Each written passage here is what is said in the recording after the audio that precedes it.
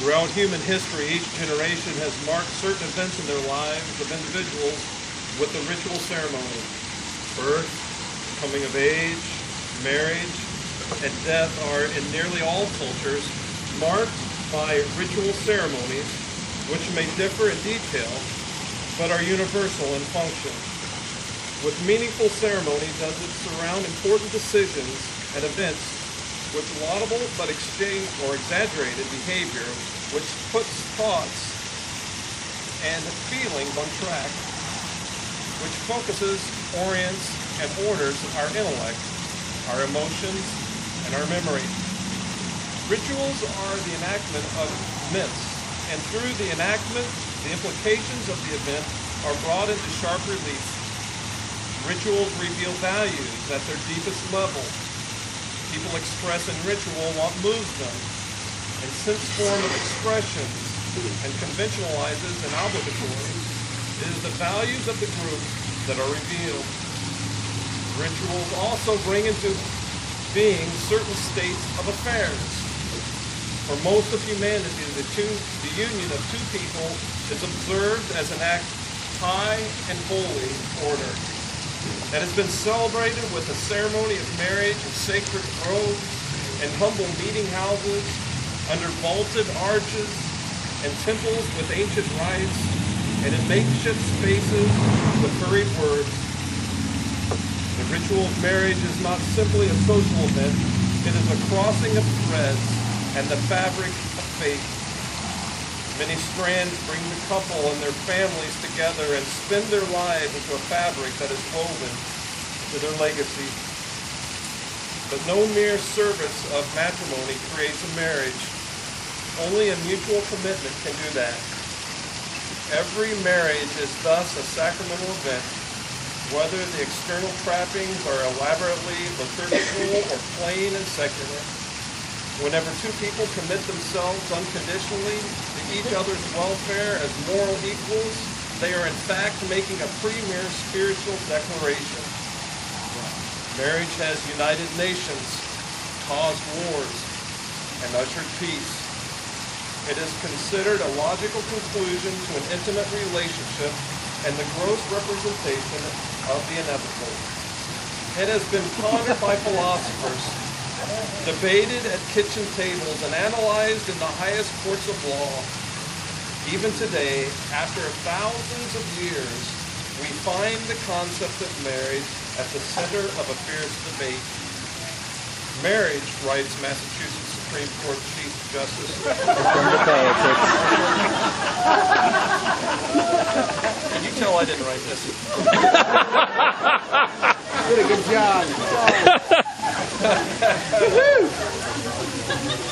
Is a vital social institution. The exclusive commitment of two individuals to each other brings stability to our society. For those who choose to marry for their family, marriage provides an abundance of legal, financial, and social benefits. And in return, it imposes weighty legal, financial, and social obligations. Without question, civil marriage enhances the welfare of the community and is a social institution of the highest importance. Civil marriage is at once a deeply personal commitment to another human being and a highly public celebration of the ideals of neutrality, companionship, intimacy, fidelity, and family. Because it fulfills yearnings for security, safe haven, and a connection to our common humanity, civil marriage is an esteemed institution, and the decision whether and whom to marry is among life's momentous acts of self-definition. You heard?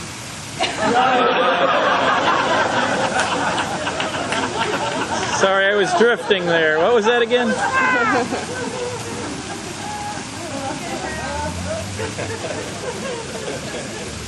Those concepts are carried further in the words of Daphne Rose Ringler.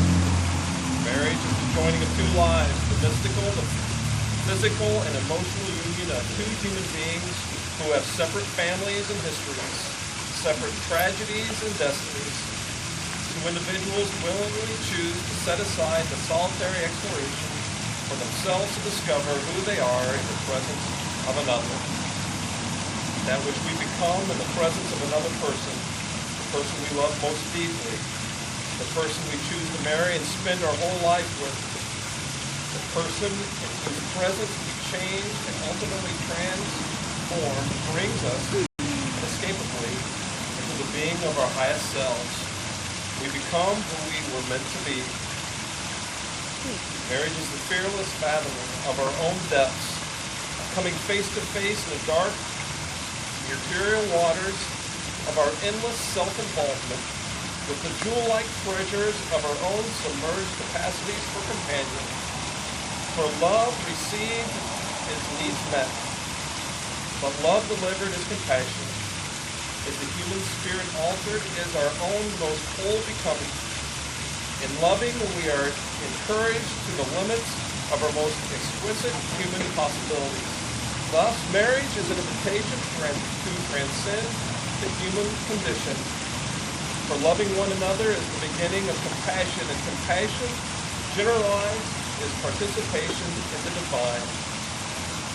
That experience of life and of the world that paradoxically submerges us in all that exists while at the same time elevating us above it.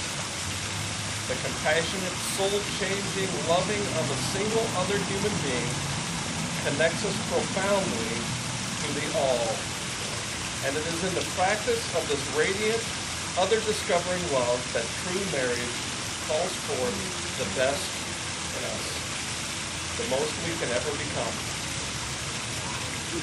This is the journey of Barbara and Christopher embark on together today in this garden with all of you as witnesses.